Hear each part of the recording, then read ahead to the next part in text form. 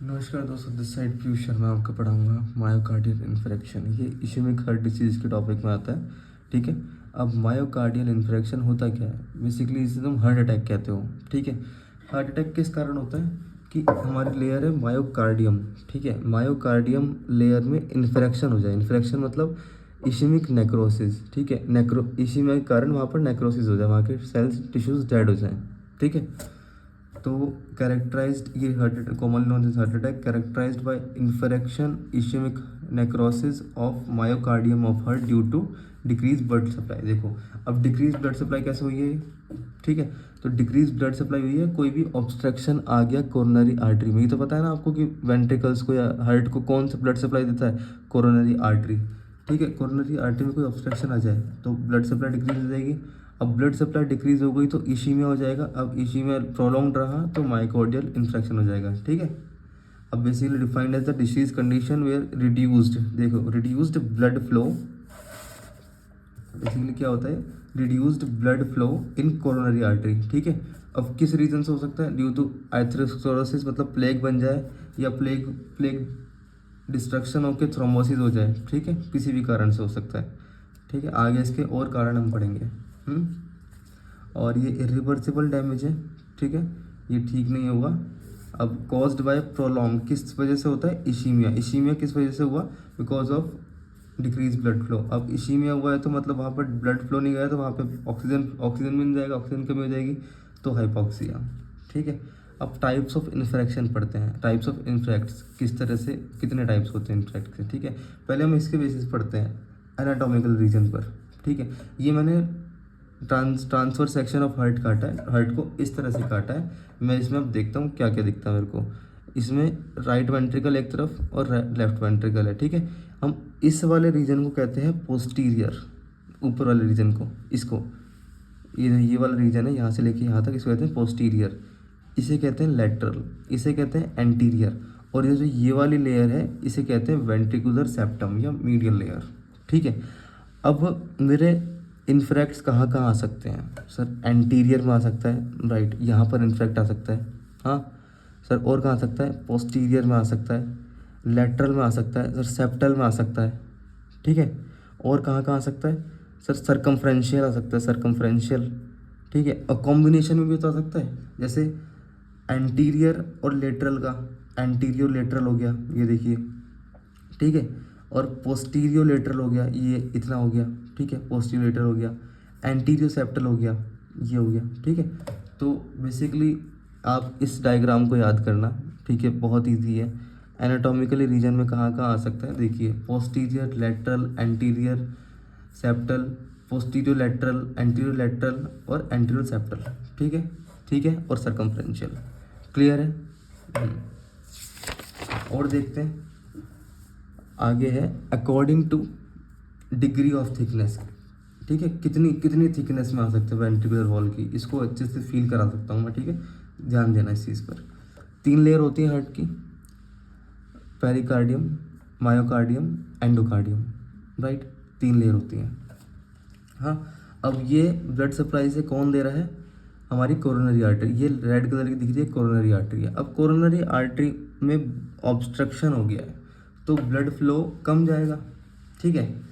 तो blood flow कम जाएगा। आपको पता है ब्लड फ्लो किस तरह मूव करता है? हाई टू लो मूव करता है ना, हाई कंसंट्रेशन, हर चीज़ हाई टू लो मूव करेगी। ठीक है। अब यहाँ पर ब्लड फ्लो कम गया, यहाँ पर ब्लड फ्लो जितना जाना था उससे कम गया। ठीक है। तो ब्लड आगे मूव करेगा, आगे मूव करेगा, इसकी तो जो नीड थी वो तो रिक्वायर पूरी हो जाएगी, मगर जो आगे मूव करेगा ना, आगे ब्लड कम रह जाएगा। ठीक है। यहाँ तो रिक्वायरमेंट पूरी हो जाएगी, ब्लड ऐसे जाएगा ना, हाई टू लो जाएगा। यहाँ पर ब्लड हाई है, यहाँ पर लो है, तो यहाँ से इधर मूव करेगा। अब यहाँ आती ख़त्म हो गया ब्लड, उसे कम मिला है कोरोनरी आर्टरी को ब्लड। ठीक है। ऑब्स्ट्रक्शन हो गई क्योंकि। अब यहाँ पर इस रीजन में ब्लड कम हो जाएगा। ठीक है। लास्ट के रीजन में। तो इस रीजन को मैं बोल क्या रहा हूँ, देखो, जो 2/3 रीजन है मायोकार्डियम का, उसे बोल रहा हूँ सब एंडोकार्डियल मायोकार्डियम। ठीक है। जो 1/3 रीजन है उसे बोल रहा हूँ सब पेरिकार्डियल मायोकार्डियम। ठीक है। सब एंडोकार्डियल हिस्सा है, एंडोकार्डियल से सब पेरिकार्डियल हिस्सा आया है। ठीक है। तो पहले इन्फ्रेक्शन कहाँ पर होगी? अगर ऑब्स्ट्रक्शन थोड़ा कम हुआ, ठीक है, तो इन्फ्रेक्शन सब पेरिकार्डियल में होगी या सब एंडोकार्डियल में होगी?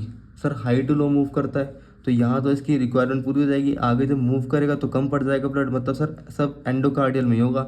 हाँ तो फिर यही पढ़ेंगे हम फिर, सब एंडोकार्डियल, सब एंडोकार्डियल। समझ आया कि एंड सब मायोकार्डियम क्यों नहीं पढ़ रहे हो, ठीक है, सब एंडोकार्डियल।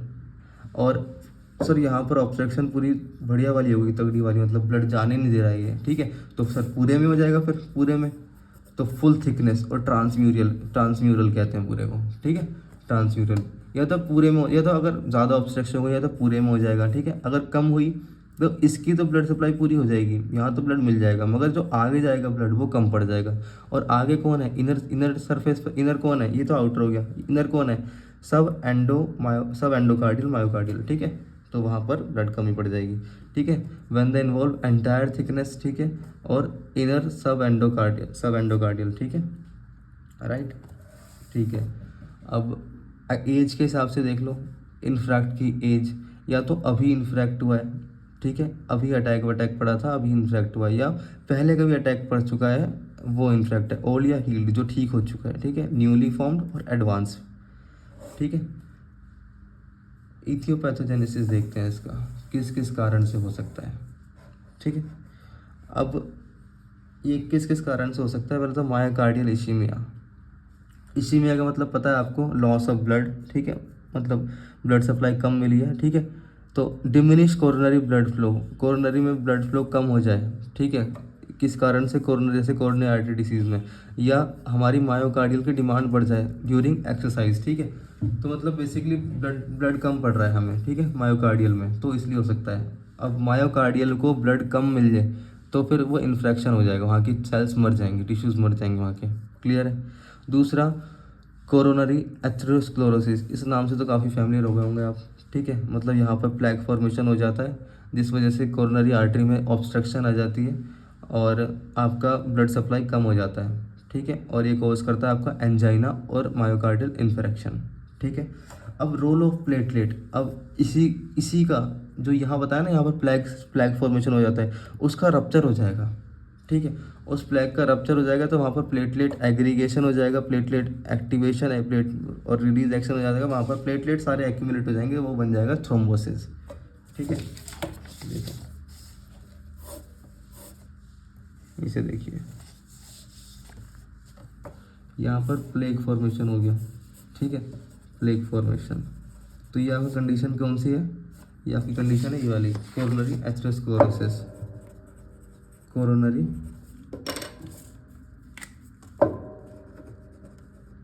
एथेरोस्क्लेरोसिस जो होगी, ठीक है।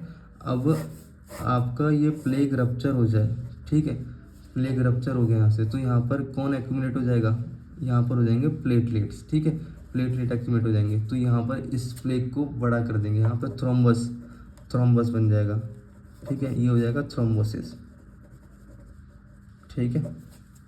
और ये बताया मैंने का मायोकार्डियल इश्यमिया, अब मायोकार्डियल जो लेयर है उसमें इश्यमिया हो जाए, किस कारण से सर, वही आपका ऑब्स्ट्रक्शन हो गया, कुछ हो गया तो उस कारण से इश्यमिया हो गया, मतलब लॉस ऑफ ब्लड सप्लाई हो गया, मतलब ब्लड फ्लो कम जा रहा है, ठीक है, तीनों समझ आ गए।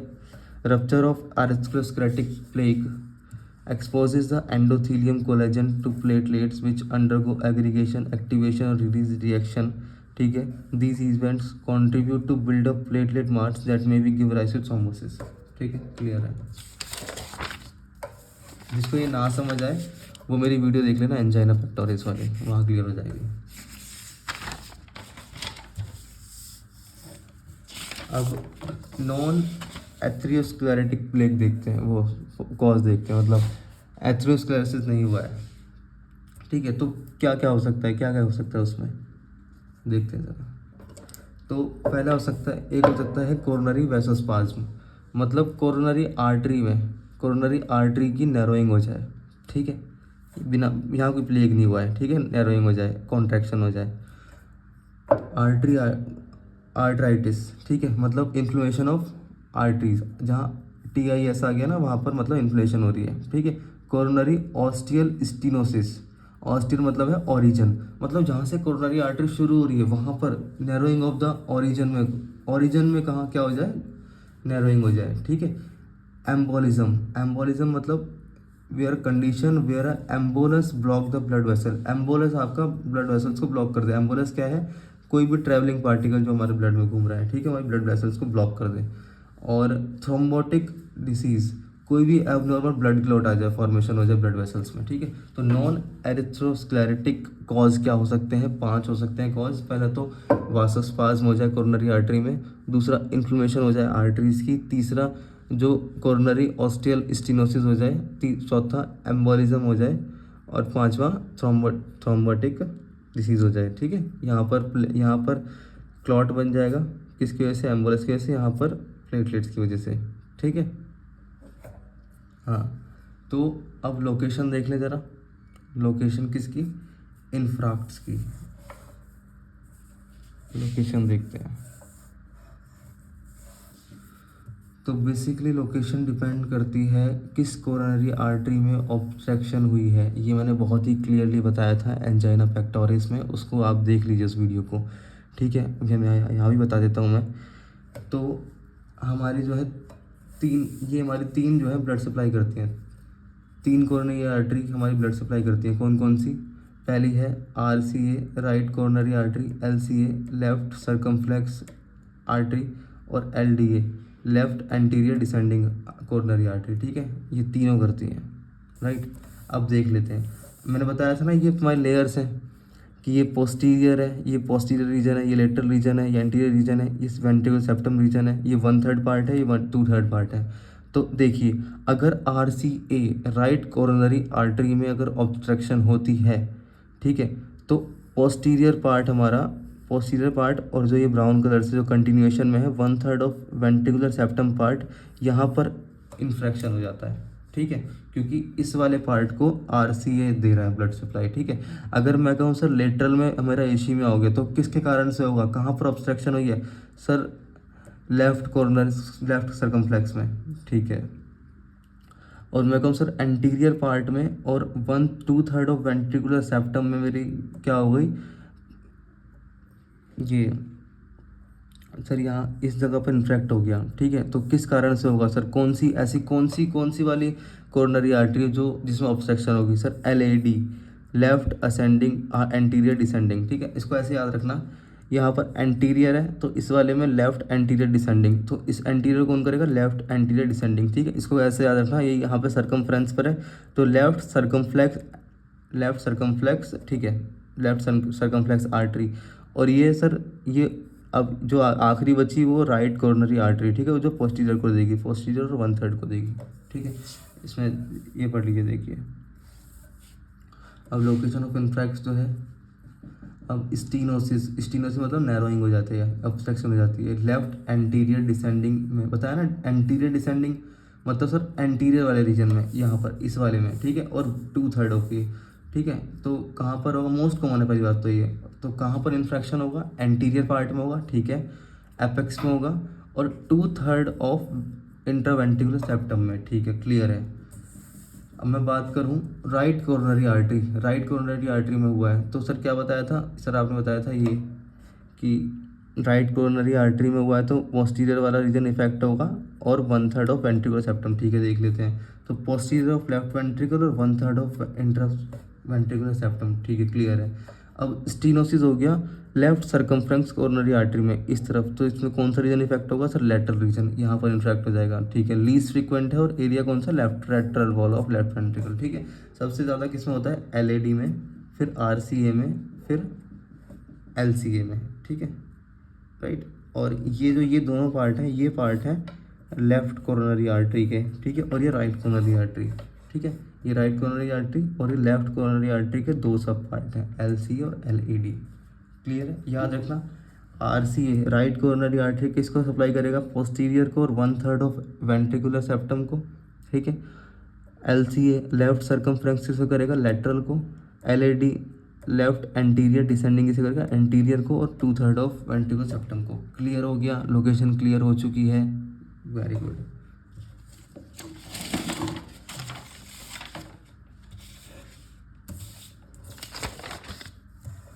क्लिनिकल फीचर्स देख लें इसके, देख लेते हैं क्लिनिकल फीचर्स। अब डायग्नोस करा है, क्लिनिकल फीचर है, ठीक है। अब पेशेंट को क्या लगेगा कि क्या मतलब जब पेशेंट को मायोकार्डियल इन्फेक्शन होगा तो देखते हैं क्या क्या देखने को मिल सकता है हमें। पेन होगा, सडन पेन है, ठीक है, सीवियर है, क्रशिंग लाइक एकदम बहुत सीवियर पेन होता है, प्रोलॉन्ग रहता है, ठीक है। सबस्टर्नल इन लोकेशन, स्टर्नल के पीछे, ठीक है, जहाँ हमारा हार्ट होता है वहाँ पर, ठीक है। सबस्टर्नल इन लोकेशन, अनरिलीव्ड बाय रेस्ट, बैठने पर उठने पर भी रेस्ट करने पर भी रिलीव नहीं होता है क्योंकि मायोकार्डियल इन्फेक्शन है, हार्ट अटैक आया है, ठीक है। और रेडिएटिंग कहाँ करता है, वन और बोथ आर्म्स, दोनों आर्म्स में, नेक पर, बैक में रेडिएट करता है, ठीक है। और इंडाइजेशन की बात करूँ अगला है इंडाइजेशन। सबस्टर्नल डिस्कम्फर्ट होता है, अजीब सा लगता है, ठीक है, जैसे हार्ट बर्न, ठीक है, मतलब heart burn along with nausea, उल्टी सी आने की होती है और वॉमिटिंग, ठीक है। अब ये है एप्रीहेंशन, मतलब इसका मतलब होता है फियर, डर लगता है, ठीक है, फियर, टेरिफाइड, रेस्टलेस, एम्परेंसिव, ठीक है, ग्रेट फियर ऑफ डेथ कि मरने वाला हूँ, बस मरने वाला हूँ, अपने अपने हाथ पैर छोड़ देता बिल्कुल कि अब पता नहीं क्या हो गया, मरने वाला हूँ मैं, ठीक है। शॉक, शॉक किस कारण से, शॉक किस कारण से होता है, हमारा बीपी जो है, सिस्टोलिक बीपी जो है 80 से कम हो जाता है, लिथार्जी फील करते हैं और मतलब मरने का ऐसा फील करते हैं, एकदम बिल्कुल डाउन हो जाते हैं, ठीक है। और कोल्ड एंड काम लिम्स, ठीक है, हमारे हाथ पैर भी ठंडे पड़ जाते हैं, वीक पल्स हो जाती है, टैकीकार्डिया और ब्रैडीकार्डिया हो जाता है, ठीक है। और ऑलिग यूरिया, ठीक है, मतलब यूरिन बहुत ही कम निकलता है, यूरिन फ्लो बिल्कुल ही कम हो जाता है, यूजुअली लेस देन 20 ml/h, ठीक है। लो ग्रेड फीवर, हल्का हल्का फीवर भी होता है। और एक्यूट पल्मोनरी एडिमा, ठीक है, एक्यूट पल्मोनरी एडिमा क्या होता है, लंग्स में पानी भर जाता है, pulmonary congestion due to left ventricular failure जो होता है उसमें लंग्स में पानी भर जाता है उस वजह से। और ये क्या करता है, सफोकेशन कॉज करता है, डिस्पीनिया, ठीक है, मतलब शॉर्टनेस ऑफ ब्रीथिंग, इसका मतलब शॉर्टनेस ऑफ ब्रीथिंग। ये आगे तुम्हारा आएगा लेफ्ट, इसमें जब मैं पढ़ाऊंगा आपको हार्ट फेलियर पढ़ाऊंगा तो उसमें लेफ्ट वेंट्रिकुलर फेलियर में ये वाला मैं इसको अच्छे से क्लियर करूंगा, ठीक है। अब बात करते हैं हम ECG changes. ECG normal ECG ऐसी होती है, P wave, Q R S T. अब जब हम देखते हैं ना हमारे को हार्ट अटैक आया तो उसमें ईसीजी में 3 चेंजेस होते हैं, 3 तरह के चेंजेस देखने को मिलते हैं। एक तो जो टी वाला है इसमें एलिवेशन देखने को मिलेगी, जो ये टी दिख रहा है ना इसमें एलिवेशन देखने को मिलेगी, ठीक है, एसटी सेगमेंट एलिवेशन। और जो ये वाली है ना, ये वाली, इसमें इन्वर्जन देखने को मिलेगी, जो ये है T T wave, T wave यहाँ पे ख़त्म हो रही है तो इसमें इन्वर्जन देखने को मिलेगा, ठीक है। तो टी वेव इन्वर्जन, राइट। अब जो क्यू वेव है जो इतनी होती है ये, और ऐसे फिर एस वेव जाती है, तो इसमें डीप क्यू वेव मिलेगी आपको, डीप एकदम, क्लियर है। 3 चीज़ देखने को मिलेगी, टी वेव में आपका एलिवेशन, तो यहाँ पर टी वेव खत्म हो रही है, यहाँ पर टी वेव में आपका इन्वर्जन, और दूसरा आपका क्यू वेव में आपका डीप क्यू वेव, ठीक है। इतना अच्छे से कोई क्लियर नहीं करेगा, डायग्राम के साथ याद रहने वाला है आपको, ठीक है। टी वेव में ये एरो से याद रखो, टी वेव में एस टी सेगमेंट में एलिवेशन, फिर टी वेव में इन्वर्जन, फिर क्यू वेव में डीप क्यू वेव, ठीक है। क्लियर है, तीनों ही चीज़ें आएंगी, क्लियर। यस। अब तीसरा डायग्नोस क्या है, अगर हमें मतलब एकदम देखा जाए कि अब जैसे पेशेंट को हार्ट अटैक आया है, ठीक है, हम पता कैसे करें, कंफर्म कैसे करें कि हार्ट अटैक ही है, तो उसका हम सीरम मतलब ब्लड लेंगे, उसके ब्लड में अगर ये चारों मिल गए तो हमें पता चल जाएगा कि हाँ इसको मायोकार्डियल इन्फेक्शन ही हुआ है। तो देखो क्या क्या नाम है इसका, क्रिएटिनिन फॉस्फोकाइनेज, CKMB, ठीक है, लैक्टिक डिहाइड्रोजनेज, ठीक है, कार्डिक स्पेसिफिक ट्रोम्पोनिन्स और मायोग्लोबिन। इसको ऐसे याद रख लो, LTC myoglobin, LTC myoglobin. LTC मतलब L से लैक्टिक डिहाइड्रोजनेज, T से ट्रोपोनिन्स, C से आपका क्रिएटिनिन फॉस्फोकाइनेज, ठीक है, LTC और मायोग्लोबिन, ठीक है, क्लियर है। अब कॉम्प्लिकेशंस क्या आ सकती हैं, कॉम्प्लिकेशंस, अब जिसको ये हार्ट अटैक आया है उसको क्या क्या कॉम्प्लिकेशन आएंगी देखते हैं ज़रा। पहली कॉम्प्लिकेशन एरिथमियासिस, ठीक है, मतलब abnormality in normal heart beat, bradycardia या टैकीकार्डिया, कम या ज़्यादा हार्ट बीट हो जाएंगी, 100 से 60 से कम या 100 से ज़्यादा, ठीक है। Congestive heart failure, heart fail हो सकता है, कौन सा, मतलब in the form of left ventricular failure और राइट वेंट्रिकुलर फेलियर, क्लियर है, हार्ट फेलियर हो गया। और क्या हो सकता है, कार्डिक शॉक। शॉक बताया था किस वजह से, हाइपोटेंशन, जब सिस्टोलिक बीपी आपका 80 से कम हो जाए, ठीक है। म्यूरल थ्रोम्बोसिस और थ्रोम्बो एम्बोलिज्म, ये आपका basically related to blood clot है, जो मतलब आपका ब्लड वेसल्स में हो जाता है, ठीक है। अब रप्चर, रप्चर किसका, रप्चर, अब रप्चर ऑफ हार्ट, ये 5% केसेस में होता है और ये डेथ कॉज कर देता है हमारा, ठीक है, डेथ कॉज कर देता है सीधा। कार्डिक एन्यूरिज्म, ठीक है, इसका मतलब क्या है, अ portion of heart wall usually left ventricle, left ventricle जो है ना वो एबनॉर्मली थिकेंड हो जाती है और बल्जेस आउटवर्ड हो जाती है, ठीक है, थिक हो जाती है, वो थिन हो जाती है और बल्ज बाहर को बल्ज कर जाती है। पेरिकार्डिटिस मैंने बताया था, पेरिकार्डियम है, पेरी मतलब पेरिकार्डियम मतलब, और आइटिस मतलब इन्फ्लेमेशन, इन्फ्लेमेशन ऑफ पेरिकार्डियम, ठीक है। Post myocardial infection syndrome, commonly known as Dressler syndrome भी कहते हैं, और इट में बी ऑटोइम्यून रीजन। इतना नहीं पढ़ना है इसको, ठीक है, आप केवल नाम भी लिखे होगे, ठीक है, अगर ज़्यादा पेज भर गए आपके, मगर आपको और बल्क बनाना है तो आपको इनमें एक लाइन लिखी है, ऐसे मैंने लिखी है, ठीक है, तो कोई इशू नहीं आएगा। क्लियर है।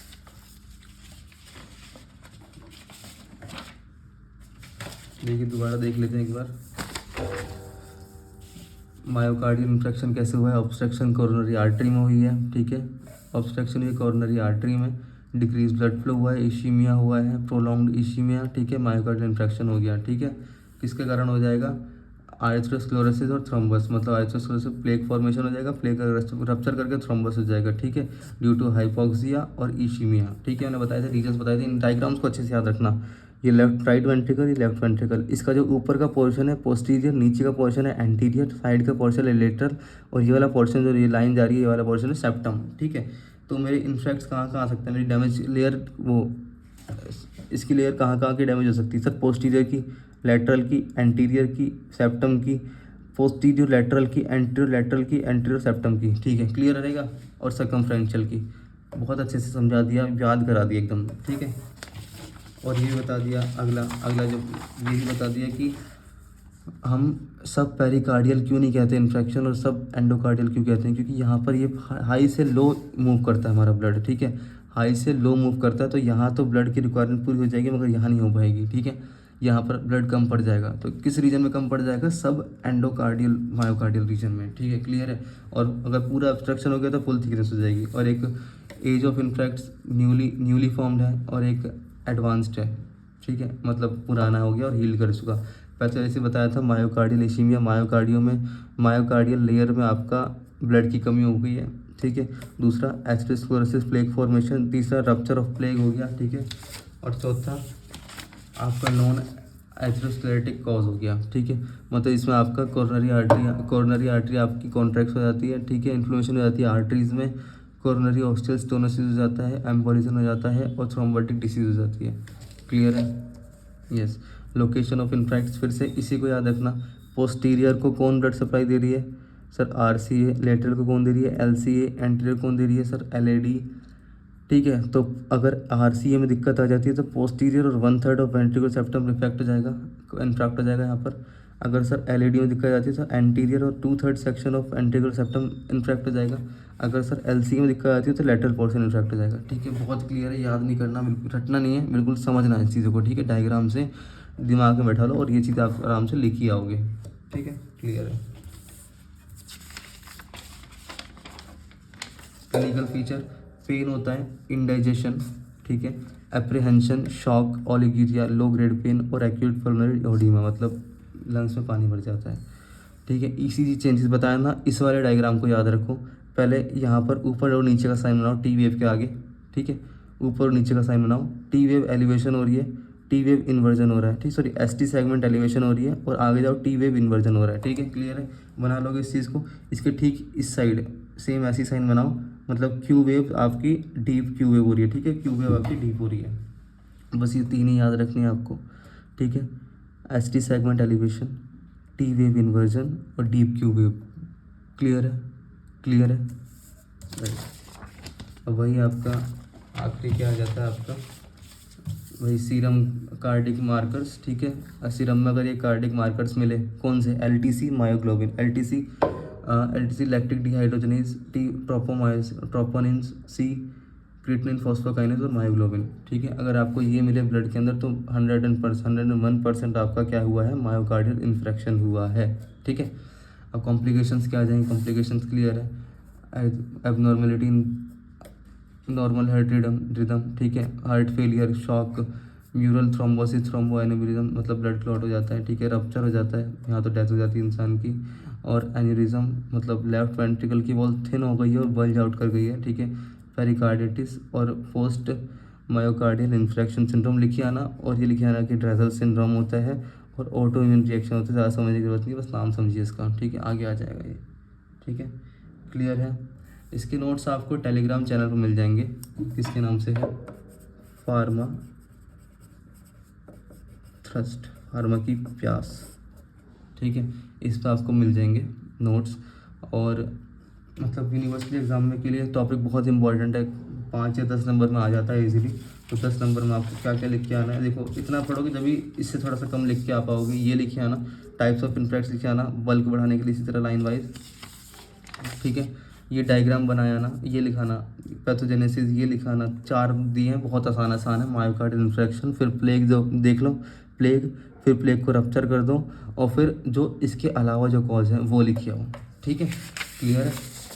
हाँ, अब आगे क्या लिख के आना है आपको, लोकेशन ऑफ इन्फ्रेक्ट्स बड़े आराम से लिखे आओगे। ठीक है, ये डायग्राम अगर दिमाग में होगा तो बहुत आराम से लिखे आओगे, बल्क एकदम मस्त बढ़ जाएगा। ठीक है, लोकेशन ऑफ इन्फ्रेक्ट्स। ठीक है, ये डायग्राम याद रखना है, RCA, LCA, LAD, RCA posterior 1/3, LAD anterior 1/2, और LCA लेटरल। बहुत ही इजी है, बहुत इजी, एक बार पढ़ के देखना बस। ठीक है, बहुत ही इजी नोट्स बनाए हैं, हर्ष मोहन से नोट्स हैं ये। और अब इसके बाद आप हर्ष मोहन पढ़ोगे तो बहुत अच्छे से क्लियर हो जाएगी। ठीक है, बिल्कुल ही इजी लैंग्वेज है नोट्स की। ठीक है, और डायग्नोसिस लिखे आना आपको, तो ये क्लिनिकल फीचर्स लिखे आना, 5-6 लिखे आना। ठीक है, ECG लिखे आना, ECG ज़रूर लिखे आना, बढ़िया एकदम अच्छा इंप्रेशन देगा, और इसी तरह बना के आना। ठीक है, और कार्डिक मार्कर्स मैंने बताई दिया आपको किस तरीके से बताए, LTC, मायोग्लोबिन। ठीक है, ये लिख के आना, और कॉम्प्लिकेशन। ठीक है, 10 नंबर में बढ़िया हो जाएगा एकदम मस्त। ठीक है, क्लियर है। आप इसके नोट्स फार्मा थ्रस्ट से ले लीजिएगा।